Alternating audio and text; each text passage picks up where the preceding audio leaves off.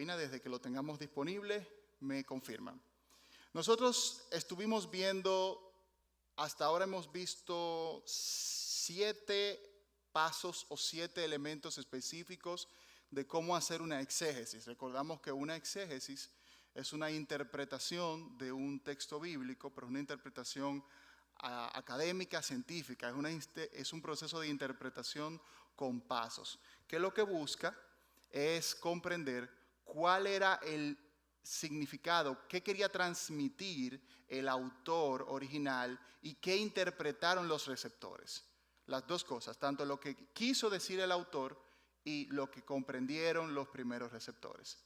Lo primero que vimos fue el análisis estructural o también llamado bosquejo.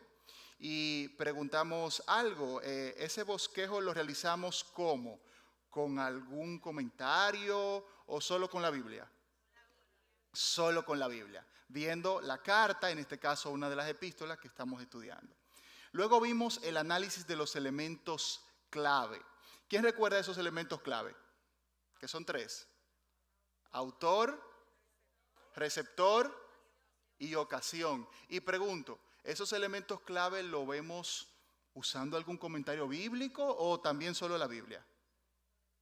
Solo la Biblia, solo la Biblia. En esa parte estamos viendo qué dice el texto sobre quién lo escribió, qué intención tenía y qué dice también sobre sus receptores.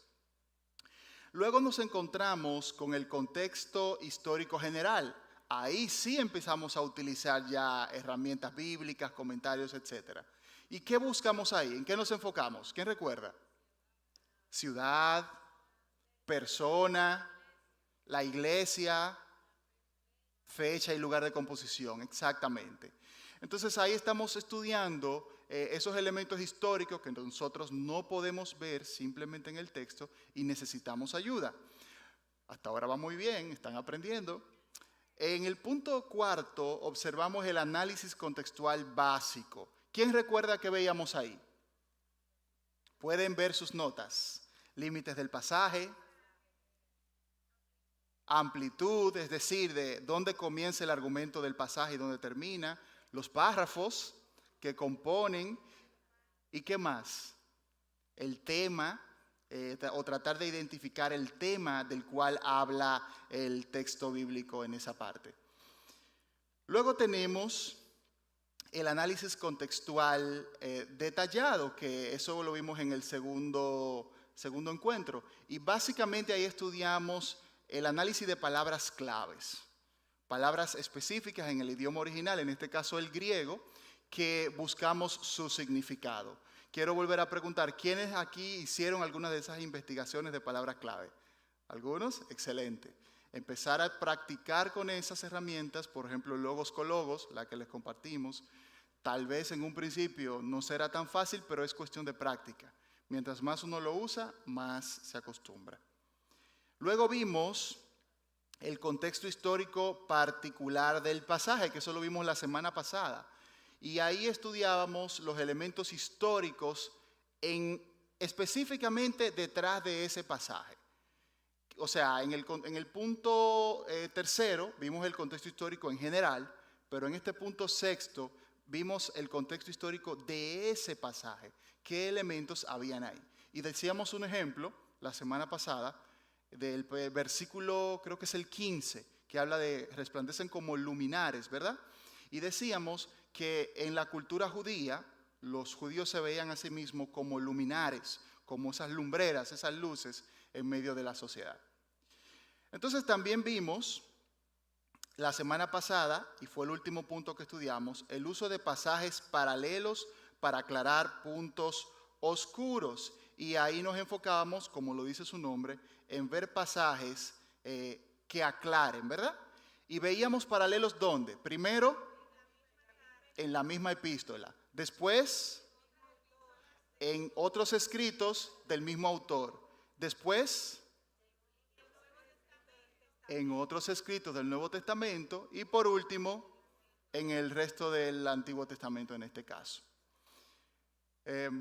Cabina, nos dicen si podemos tener... Estamos resolviendo un problemita técnico. Pero mientras tanto, ya encontramos esa generalidad. Ahora vamos a ver ya las tres últimas partes que nos faltan, que son breves, no son muy extensas. Primero estarán las conclusiones exegéticas. Ya en esta parte nosotros vamos a estudiar de manera detallada, vamos a tratar de unir todo eso que hemos venido realizando. Cabina, mientras tanto, multimedia, podemos hacer algo. En el link de los recursos, donde está esta diapositiva y otras más, está esta diapositiva. Vayan abriendo esa diapositiva y váyanse a la diapositiva número, la que dice conclusiones exegéticas. Ustedes lo pueden buscar, está en la parte final. Así, mientras tanto, podemos irla observando. Bien, en las conclusiones exegéticas vamos a estar viendo, uniendo el rompecabezas. Básicamente lo que vamos a hacer es unir todos los elementos que hemos ido trabajando hasta ahora para unirlos en un mismo recurso, en una misma conclusión. Desde que Cabina nos ayude ahí, vamos a tratar de leer algunos elementos acá. En esta etapa se tomarán los hallazgos de todos los pasos previos y se integrarán para escribir el significado exegético del pasaje. El objetivo principal es poner por escrito qué quiso decir el autor, qué enseñanzas teológicas contiene y qué comprendieron los receptores originales. Básicamente eso. Vamos a repetir. ¿Qué quiso decir el autor? ¿Qué enseñanzas teológicas contiene? ¿Y qué comprendieron los receptores originales? Tenemos un ejemplo que hemos preparado y lo tenemos en el material que le hemos enseñado de la exégesis de Primera de Corintios, pero también les he traído un ejemplo de Filipenses. Yo les dije que le iba a compartir el ejemplo de Filipenses ya en la parte final. No sé si producción tienen el link, si lo pueden abrir un archivo que dice Exégesis Filipenses 2 del 12 al 18. Es un documento de Word. Pueden ir abriendo ese y vamos a ir a donde dice conclusiones exegéticas, que es la página 14 del documento de Word de Filipenses 12 al 18. Bien, ¿qué vamos a hacer ahora? Necesito una persona que nos ayude con la lectura. Hermana Dalgisa se queda ahí con este micrófono. Y vamos a leer las conclusiones exegéticas que yo preparé para este pasaje. Recuerden, es el mismo pasaje que ustedes van a analizar. No es para que lo hagan tal cual, pero sí para que vean un ejemplo. Entonces, la idea es que cada uno pueda hacer una conclusión exegética con sus propias palabras. Cuando tengamos el documento de Word, en la página 14, jóvenes, vamos a ver los que tienen también el link con los recursos que les hemos compartido, lo pueden buscar en esa misma página. Exacto, la página 14. Lo vamos a poner que se vea conclusiones exegéticas. Que se vea lo mayor posible. Sí. Sí, pero ahora, desde el día de hoy también tienen esa. Exacto, el día de hoy yo les puse esto que ustedes están viendo aquí, ustedes no lo tenían hasta ahora. La hermana Rosa está muy pendiente. Ella dice que eso no estaba, es verdad. Desde el día de hoy ya está. Conclusiones exegéticas. Muy bien, comenzamos ahí. ¿Sí se puede poner un poquito más grande, cabina, tal vez? Ligeramente más grande. Se lee. Podemos comenzar. En su viaje misionero, en el año 50-54 después de Cristo, Pablo, acompañado de Silas y Timoteo, funda la iglesia de Filipos. Esta ciudad era una mezcla multiétnica, ubicada en un importante puerto comercial de la provincia romana de Macedonia, siendo la principal ciudad de la misma. La iglesia de Filipos se fundó bajo el poder sobrenatural del Espíritu Santo y desde sus inicios fue muy cercana a Pablo, mostrándole su apoyo económico y fidelidad. Según la evidencia del Nuevo Testamento, era la iglesia de más amor y compromiso, que más amor y compromiso demostraba con el apóstol Pablo, y sin duda tenía un lugar especial en su corazón. Entre el año 62 y 63 después de Cristo, mientras Pablo se encontraba encarcelado en Roma, recibe la visita de Epafrodito, uno de los líderes de la iglesia en Filipos, quien llevó una generosa ofrenda de parte de los creyentes. Pablo es informado sobre la preocupación de la iglesia respecto a él y sobre las divisiones y conflictos internos que había. Estos conflictos estaban poco a poco ganando terreno dentro de la congregación y amenazaban su unidad. Como padre espiritual de la iglesia, el apóstol les envía la epístola para aconsejarlos y orientarlos en la conducta que deben exhibir como seguidores de Cristo. El pasaje de Filipenses 2, 12 al 18 se enmarca en el contexto del 1, 27 al 2, 18, donde Pablo desarrolla el tema de la excelencia en la conducta cristiana. El argumento de Filipenses 2, del 12 al 18, se enfoca en 3 elementos centrales. Poquito más abajo, producción, para que se vean esos elementos. 1, ocuparse en la salvación, está en los versículos 12 al 13. 2, ocuparse en la conducta cristiana, versículos 14 y 15. Y mantenerse asidos de la palabra de vida, versículos 16 al 18. Ok, volvámoslo a subir, cabina, un poquito más donde estábamos. Quiero preguntar, ¿ustedes pueden ver hasta ahí algunos de los pasos que hemos realizado? Y levantando la mano, ¿qué pasos se ven ahí? ¿Quién nos puede decir? ¿Qué pasos? ¿Qué elementos?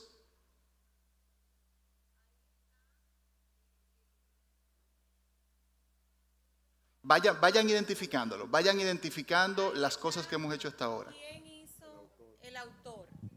El autor. El autor. Exactamente. El tiempo en que fue escrita. Está también hacia quién es el receptor.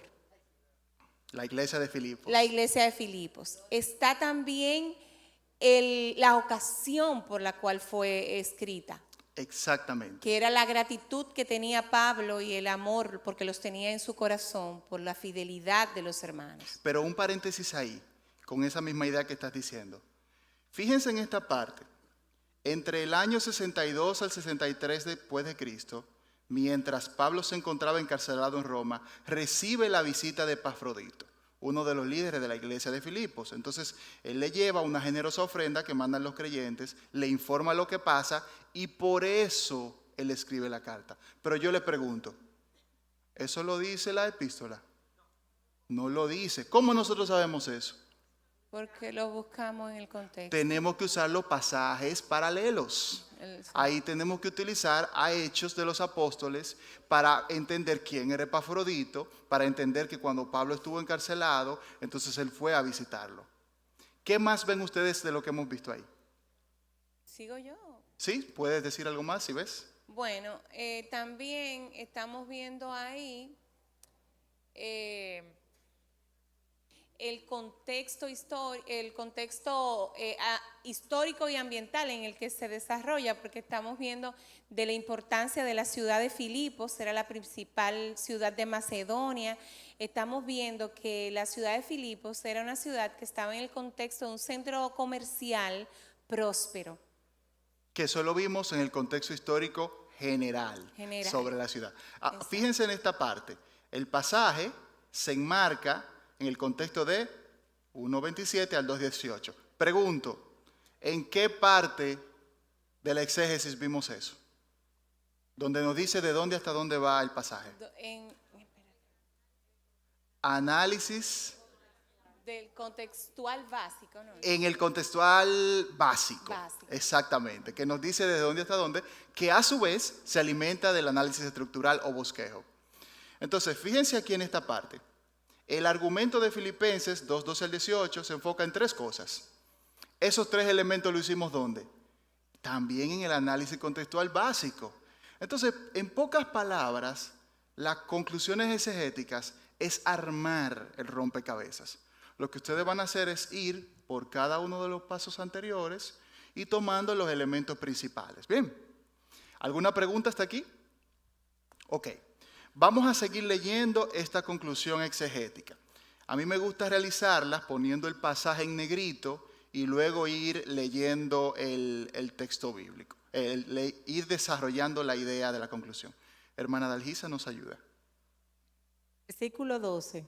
Por tanto, amados míos, como siempre habéis obedecido, no como en mi presencia solamente, sino mucho más ahora en mi ausencia, ocupaos en vuestra salvación con temor y temblor. Pablo reconoce la buena conducta que habían demostrado los filipenses. Sin embargo, es necesario ahora que demuestren mucho más dicha obediencia. En el versículo 12, Pablo les dice, ocupaos. Las palabras en griega no tienen que leerla tal cual, se las puede ahorrar. Gracias. Según, eso está en Bowers y Dankers en 2021, su publicación del 2021. También puede obviar esa parte. Ok, significa, ocupaos, significa 1, lograr un resultado al hacer algo. 2, causar un estado o condición. 3, hacer que esté bien preparado. 4, tener éxito frente a los obstáculos. Dominar, someter, conquistar. Es un verbo medio pasivo imperativo, lo que implica que 1, es una orden. 2, la fuerza para cumplir esa orden viene por influencia externa. Esa parte, pronto gramatical, exegética, usted no estará en esta etapa para manejarla, pero si asisten a la escuela de Biblia y Teología, aprenderán una materia de introducción al griego donde podrán empezar a aprenderlo. Así que valga la cuña, inscríbanse en la escuela de Biblia y Teología. Sigamos. La prioridad del creyente debe ser su salvación. No puede haber nada por encima de ella. Por supuesto que se presentan obstáculos y dificultades, pero los creyentes cuentan con la ayuda del Espíritu Santo para superarlos. En Juan 6, 27 al 29, Jesús dijo, trabajad no por la comida que perece, sino por la comida que a vida eterna permanece, la cual el Hijo del Hombre os dará, porque a éste señaló Dios el Padre. Entonces le dijeron, ¿qué debemos hacer para poner en práctica las obras de Dios? Respondió Jesús y les dijo, esta es la obra de Dios, que creáis en el que Él ha enviado. Así como Jesús desafió a sus discípulos a ponerlo a Él por encima de todo, ahora la pujante iglesia de los filipenses, con todo su potencial económico, tenía el desafío de mantener enfocada en Cristo por encima de cualquier cosa en este mundo. Pero los filipenses debían ocuparse en su salvación con una actitud específica, con temor y temblor. La palabra que traduce temor es phobos, que significa susto, miedo. La base de esta palabra en el verbo primario, phebomai, huir, así como una emoción, se desarrolla a partir de la acción. El sobresaltarse y salir corriendo sugieren temor. Los filipenses debían huir de cualquier cosa que los alejara de Cristo, sean los bienes materiales, los asuntos de este mundo, etc. Pablo está haciendo un llamado a autoevaluarse y ser conscientes de qué cosas ponen en peligro la salvación. Una vez identificado el riesgo, la solución es huir. La segunda actitud es temor, que según la Real Academia de la Lengua Española significa agitarse con sacudidas de poca amplitud, rápidas y frecuentes. tener mucho miedo o recelar con demasiado temor de alguien o algo. Mientras que temor implica una actitud interna, el temblor enfatiza la acción externa hacia lo que causa el temor. Lo que Pablo procura es que los filipenses actúen y no se queden expuestos a las cosas que están alejándolos de Cristo. Muy bien.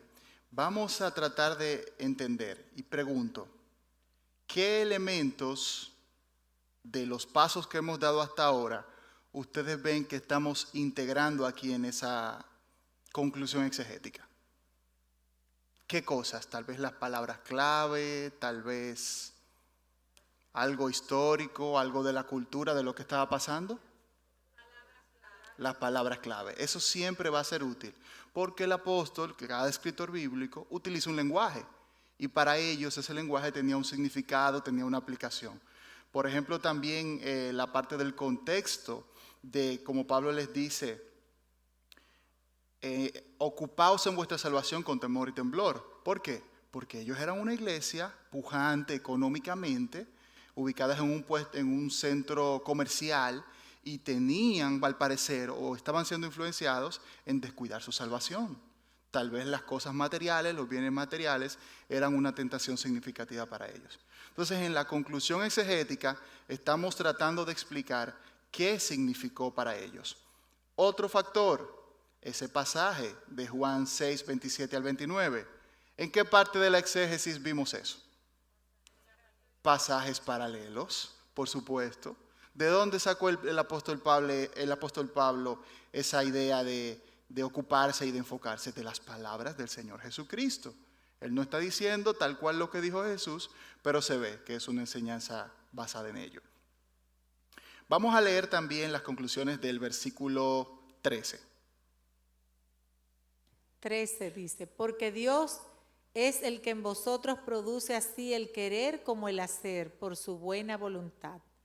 En el versículo 13, Pablo dice que Dios en nosotros produce. La palabra empleada es energeo, que significa poner en funcionamiento las propias capacidades, estar en el trabajo, ser activo, ser eficaz. 2, producir algo mediante el uso de la capacidad. Energón es un verbo presente, activo, participio, lo que implica que Dios se mantiene produciendo constantemente algo. ¿Qué produce Dios en nosotros? El querer como el hacer. La palabra que traduce querer es telo. Significa 1, tener un deseo por algo, 2, tener algo en mente para uno mismo con propósito, resolver, desear, estar listo. 3, tener plan en, gustar, placer en gustar. 4, tener una opinión.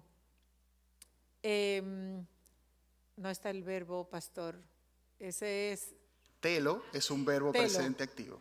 Es un verbo presente activo infinitivo, lo que implica que el ser humano se mantiene teniendo ese deseo permanentemente. Otra vez, la palabra que traduce el hacer es energeo. Pablo transmite la idea de que el deseo de buscar a Dios, de proponernos agradarle y gozarnos en servirle, no viene de nosotros, sino que es producido por Él en nosotros. Pero también las fuerzas para tener en práctica sus mandamientos no son por nuestra capacidad, sino que dependemos completamente de su Espíritu Santo en nosotros. Es como si Pablo le dijera a los filipenses, cuando no tengan deseo o ánimo de seguir a Cristo, de orar, de vivir en santidad, solo búsquenlo y Él les dará las fuerzas para seguir adelante. La idea que dependemos completamente de Dios por medio de su Espíritu Santo en nosotros es ampliamente presentada por Pablo, por ejemplo, en 2 de Corintios 3:5. No que seamos competentes por nosotros mismos para pensar algo como de nosotros mismos, sino que nuestra competencia proviene de Dios. Pregunto, ¿qué elementos otra vez vieron que estamos usando de los pasos que hemos dado antes? Pasaje paralelo, ¿qué más? Palabras clave, ¿y qué más? Del mismo autor. Específicamente, en la vez pasada fue un paralelo del Evangelio de Juan. Ahora es un paralelo del mismo apóstol Pablo. ¿Verdad que cuando estamos leyendo esto se siente como si estuviéramos escuchando un mensaje, una predicación? O sea, algo que no les dije, que se me pasó, es que esto no solamente es una actividad académica y ya. Esta parte de las conclusiones exegéticas y toda la exégesis en realidad debe hacerse en oración. Y esas conclusiones, uno toma los insumos de los pasos previos, pero es con oración. Porque el Espíritu Santo es quien nos hace entender qué Él quiso decir a través del apóstol Pablo.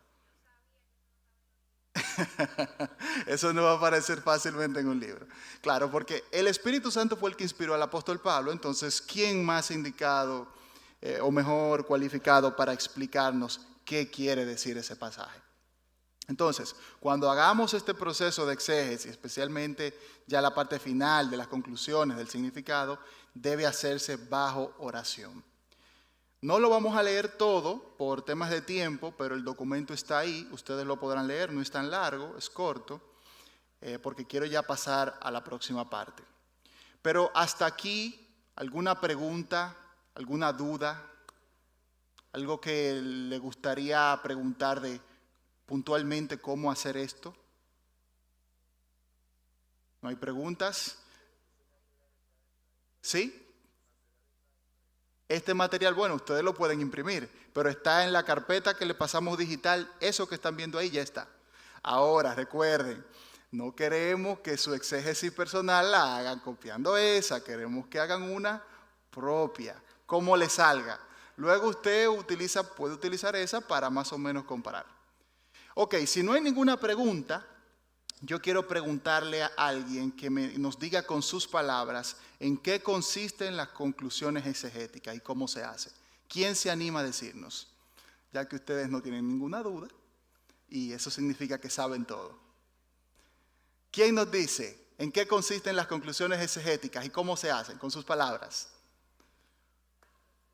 Hermana Dalgisa. Es más o menos resumir los pasos previos que nosotros hemos hecho antes y colocarlos e interpretarlos de la manera que el autor lo quiso decir al receptor inicial y ver cuál fue el mensaje verdadero que quiso transmitir.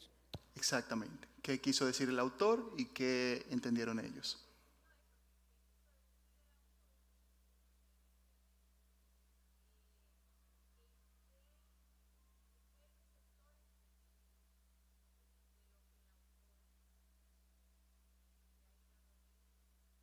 Muy bien. La hermana Adalgisa decía qué quiso decir el autor. La hermana Rosa agrega qué entendieron los receptores. Y lo tercero, qué enseñanzas teológicas nos da el pasaje. Fíjense que en la parte de conclusiones todavía no estamos aplicando a la vida devocional. Eso va en otro punto. Hasta ahora es entender el mensaje y el contenido teológico. Entonces, muy bien, están aprendiendo. En el punto número 9, es una parte un poquito fácil, se puede decir, o sencilla, está el enriquecimiento de las conclusiones exegéticas. ¿Qué es eso? Básicamente, buscar qué escribieron otros autores, otros teólogos, otros escritores sobre ese pasaje. En esta parte hay que tener cuidado. Cuidado porque no todo el mundo interpreta la Biblia de la misma manera. Dependiendo de la denominación o de la corriente teológica que pertenezca a un teólogo, un escritor, un comentarista, va a interpretar. Por ejemplo, hablemos de los dones del Espíritu Santo. Algunos lo interpretarán como que cesaron los movimientos cesacionistas, como los calvinistas o neocalvinistas, o reformados algunos, y los pentecostales. Entonces, si usted busca un comentarista de corriente reformada calvinista, va a decir que el hablar en lenguas cesó y que lo que hacemos los pentecostales es un disparate o es un invento o es una histeria colectiva. Pero si usted busca a un teólogo pentecostal, le va a decir algo completamente diferente. Entonces, ser cuidadosos en qué fuentes usar. Yo les recomiendo, y en este caso es la que utilicé, en este caso la Biblia de Estudio de la Vida Plena. Tiene la parte de las notas, de los comentarios de cada versículo, ¿verdad? En la parte de abajo. Entonces ahí usted puede utilizar esa, la Biblia de Estudio de la Vida Plena. Biblia del Diario Vivir, la tienen ahí, Diario Vivir, ¿la pueden levantar? Diario Vivir, Vida Plena, la tienen ahí también. Y la de Estudio Pentecostal. ¿Qué es la misma Vida Plena? Es la Vida Plena, exacto. También hay una que se llama Plenitud. La Biblia de Plenitud es muy buena. Y muchos comentarios bíblicos. Por ejemplo, un comentarista bíblico muy bueno, un gran exégeta, ya partió a la presencia de Dios, es Gordon D. Fee. Él tiene comentarios sobre Corintios, me parece que sobre Romanos y algunos más. Otro muy bueno, Craig S. Keener. Muchas de sus obras están en inglés, pero otras en español. Tiene comentarios de Juan, etc. Si quieren algunas referencias, nos pueden preguntar a mí o a los pastores. Matthew Henry, también un comentario devocional muy bueno del siglo pasado. Entonces, esta parte básicamente es copiar o enfocarnos en qué dice ese teólogo, ese autor, para nosotros enriquecer lo que ya nosotros hicimos. Fíjense qué interesante. Hasta aquí nosotros no estamos repitiendo lo que dijo otro autor. Estamos nosotros produciendo teología. Hermanos, eso es producir teología. Usted está produciendo teología. Usted está escribiendo teología. Entonces luego va a comparar qué dijo otro teólogo. Y tomará los elementos, ¿verdad?, que sean más útiles. Si hubo algo en lo que tú no te fijaste, no se percató o que llamó tu atención y que entiendes que puedes agregar a tu exégesis, bueno, pues lo agrega. Básicamente eso es. Eso no lo vamos ni a leer porque ya está en la Biblia. La parte final, y que es el corazón de este trabajo, junto con las conclusiones exegéticas, son las aplicaciones prácticas. El texto bíblico no es solamente para que nos produzca un conocimiento, sino que produzca una transformación en nosotros. El texto bíblico, el estudio metodológico, exegético, debe llevarnos a actuar, a un cambio. La teología debe volverse práctica, debe volverse acción. Entonces, vamos a leer un poco de cómo aplicar las conclusiones exegéticas. Hay algunas cosas que para entenderla mejor aquí, ustedes les recomiendo que lea otra vez las conclusiones exegéticas generales, las que hicimos, y luego lo verá con mejores luz. Hermana Dalgisa, si podemos comenzar a leer. Esto sí lo vamos a leer todo, es bastante breve. Aplicaciones prácticas. Un pastor o apóstol comprometido con el desarrollo saludable de la iglesia siempre se mantendrá pendiente y alerta a los errores y ataques contra la grey de Dios. Los pastores deben aprender del ejemplo de Pablo respecto a cómo abordar los problemas en la iglesia.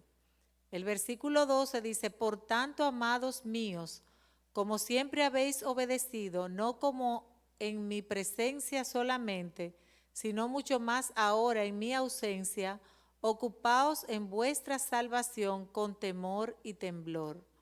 Una iglesia espiritualmente saludable y bíblicamente fundamentada será obediente a las correcciones y exhortaciones de los pastores que Cristo ha establecido para que la cuiden y guíen. La iglesia de esta generación debe observar el ejemplo de los filipenses respecto a la buena relación que mantenía con su padre en Cristo, el apóstol Pablo. Como cristianos debemos ser muy cuidadosos de mantenernos enfocados en la meta principal, la salvación de nuestras almas. No podemos permitir que las bendiciones materiales y económicas que Dios nos ha dado sean un obstáculo para servirle con entrega y fidelidad. Debemos cada día evaluar a la luz de la Escritura y con la dirección del Espíritu Santo para que Dios nos muestre qué cosas, personas, etcétera, están poniendo en riesgo nuestra salvación. Una vez identificados, debemos ser decididos y alejarnos inmediatamente de ese peligro, siempre dependiendo de las fuerzas que nos da el Espíritu Santo. En el versículo 13, porque Dios es el que en nosotros produce así el querer como el hacer por su buena voluntad. Cada día debemos ir a la presencia de Dios pidiéndole que nos dé las fuerzas para obedecer su palabra. Cuando no tengamos deseos de orar, de estudiar la Biblia, incluso de congregarnos, solo debemos ser honestos con el Espíritu Santo. Debemos expresarle que sin su ayuda no podemos, que no tenemos las fuerzas. La respuesta de Dios será infundirnos ese aliento y ánimo para seguir adelante.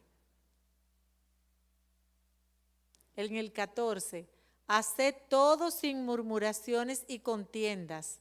15, para que seáis irreprensibles y sencillos, hijos de Dios, sin mancha en medio de una generación maligna y perversa, en medio de la cual resplandecéis como luminares en el mundo. Como miembros de la iglesia debemos ser conscientes que todas las personas cometen errores, que no son perfectos y aún más importante, que todos estamos siendo transformados para ser como Cristo. Al tener esto presente, nuestra actitud hacia los demás cambia. Dejamos de criticar y murmurar a los hermanos y comenzamos a orar por ellos, a compartirles la palabra y preocuparnos por su crecimiento espiritual. Cuando sinceramente nos ocupamos de nuestra salvación, las personas notan que somos diferentes y que Dios nos ha cambiado. Entonces ellos también desean experimentar eso que nosotros hemos vivido. Como cristianos debemos comprometernos diferente a como lo hace el mundo, sea en la escuela, el trabajo, en la casa, etc. Los demás deben observar en nosotros una verdadera humildad, sencillez y una conducta parecida a la de Cristo. Nuestro lugar de origen, la familia de donde vinimos, etc., no significa que seremos personas fracasadas en la fe. Al venir a Cristo, Dios nos adopta como sus hijos y tenemos una nueva identidad. Como cristianos verdaderos debemos brillar por ser como Jesús, por ser diferentes a este mundo pecaminoso. Pero ese brillo solo será posible si vivimos llenos del Espíritu Santo, quien nos da las fuerzas para agradar a Dios. ¿Cómo respondemos ante las agendas perversas de este mundo? El aborto, ideología de género, etc. ¿Vamos a permitir que el mundo nos cambie o seremos ejemplo a este mundo caído? El versículo 16 dice, asidos de la palabra de vida, para que en el día de Cristo yo pueda gloriarme de que no he corrido en vano, ni en vano he trabajado. 17, y aunque sea derramado en libación sobre el sacrificio y servicio de vuestra fe, me gozo y regocijo con todos vosotros. 18, y asimismo gozaos y regocijaos también vosotros conmigo. La única manera de vivir en la voluntad de Dios es vivir aplicando su palabra y dependiendo de su Espíritu Santo. Si profundizamos en estos dos aspectos, tendremos una vida cristiana victoriosa. Un verdadero ministro de Jesucristo estará dispuesto a poner la voluntad de Dios por encima de sí mismo. Esas conclusiones se pueden ampliar un poco más y ya al ampliarlas, eso puede ser perfectamente un mensaje, un sermón. De una exégesis, la predicación de una exégesis sale lo que se llama sermón expositivo. Siempre que se va a predicar un mensaje expositivo, es decir, se tiene que realizar una exégesis, porque uno no predica algo diferente al texto, sino lo que dice el texto. Entonces, esto es un exégesis, hermanos. En pocas palabras, se puede hacer algo similar a esto. Tal vez hacer algo como esto les requerirá mucha práctica, pero deben empezar. Pueden comenzar, tienen herramientas, hay cursos que pueden hacer, como les decíamos, la Escuela de Teología, institutos bíblicos, tenemos la Global también y otros programas dentro de las Asambleas de Dios que forman en esto. Les tengo que decir, todo esto lo he aprendido en los programas de teología y formación teológica de las Asambleas de Dios. Como iglesia nos preocupamos, cuando hablo como iglesia no solo Templo del Calvario, sino nuestra denominación, se preocupa por la formación teológica, pero hay que buscar en los lugares correctos. Así que si tienen dudas, si quieren formarse, pregunten, acérquense a los pastores, acérquense a mí, acérquense a los líderes, que les vamos a orientar cómo formarse en las mejores formas. Quiero terminar preguntando, ya vamos a concluir. Me gustaría escuchar 3 personas que puedan decirnos no necesariamente lo que aprendieron, sino cómo este conocimiento que hemos aprendido en este curso, en las 4 partes, cómo este conocimiento será útil para ti. ¿Cómo entiendes que estas herramientas que has adquirido te van a servir en tu vida como cristiano, en tu ministerio y en tu estudio de la palabra? 3 personas rapidito que se pongan de pie para que nos comenten su experiencia, su punto de vista. Tan rápido no, dice la hermana querida Lenny. ¿Hermana? Bueno, yo pude repasar una de las materias que di en la Global. Y yo decía, bueno, Pastor Abel tiene una deuda conmigo porque cuando dimos la materia de predicación expositiva, esto lo tuvimos que hacer. Y para nosotros que no sabíamos nada fue un poco difícil y estudiarlo y eso. Sin embargo, lo hizo de una forma muy sencilla. Lo felicito, Pastor Abel. Muy Gracias. Sencilla, muy simplificada y que realmente, si me lo hubiera dado en aquel momento, yo hubiera sacado un 100 en esa materia. Entonces, ha sido de mucha utilidad y el conocer la palabra de Dios cuando estamos estudiando nos sirve a nosotros para presentar defensa de lo que creemos. En este tiempo donde hay tantas doctrinas dentro de la iglesia que se infiltran, nosotros debemos saber en qué creemos y prestar defensa. Entonces, estudiando la palabra de esta manera, podemos presentar defensa con base bíblica y no como que estamos oyendo algo y lo estamos transmitiendo sin sentido. Muy bien. 2 personas más, rapidito, que con sus palabras nos puedan decir. Allá tenemos una hermana y por aquí tenemos a alguien más también. Amén. Ponte de pie, por favor. Sí, perdón, pero es que los micrófonos no son los míos, pero bueno, amén.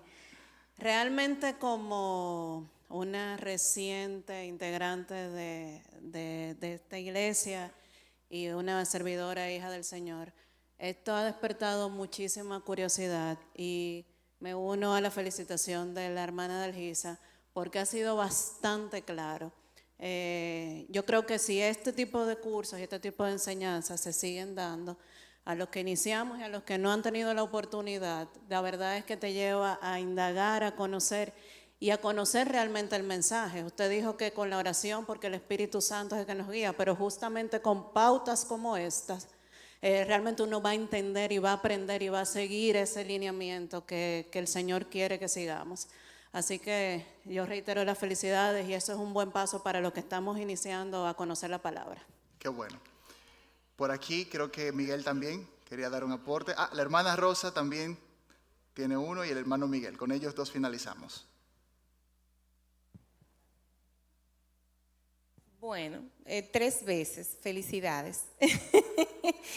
Excelente, me gustó muchísimo esa recopilación, darnos todas las herramientas. De hecho, nos está evitando un gasto impresionante porque yo no sabía que estaban en el link del Google Drive que se compartió, pero inmediatamente escuché de las herramientas, comencé a buscarlos en internet para comprarlos. Y la cuenta estaba gordita. Y gracias a Dios, antes de decir ¡ting!, ahí mismito vi que estaban en el link. Y yo, ¡gloria a Dios! Entonces, realmente nos acabas de hacer un gran regalo. 1, 2, como cristianos, nuestra vida debemos de basamentar nuestra vida en hacer hincapié, en escudriñar las Escrituras, para poder hacer esa raíz fuerte que necesitamos para que el árbol se mantenga de pie. A veces leemos la palabra y la leemos y hemos leído la Biblia no sé cuántas veces, pero no podemos concordar una cosa con la otra y no podemos sacar como el alineamiento teológico, la base doctrinal. Y esto nos ayuda como a ubicarnos y a estructurar nuestros pensamientos. Así que muchísimas gracias. Amén. Con el hermano Miguel y finalizamos.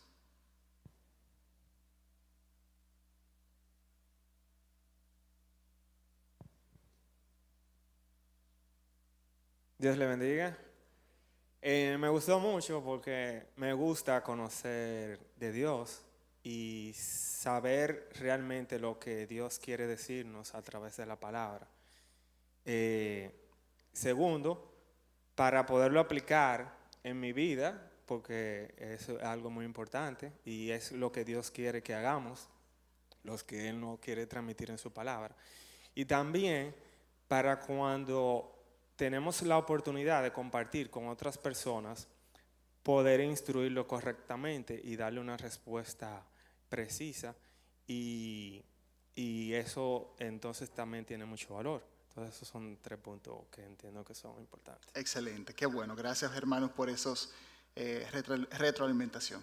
Bien, yo voy a hacer un pequeño esfuerzo, o un gran esfuerzo, depende de ustedes. De los que quieran que les evaluemos su exégesis, mándenmela al correo electrónico.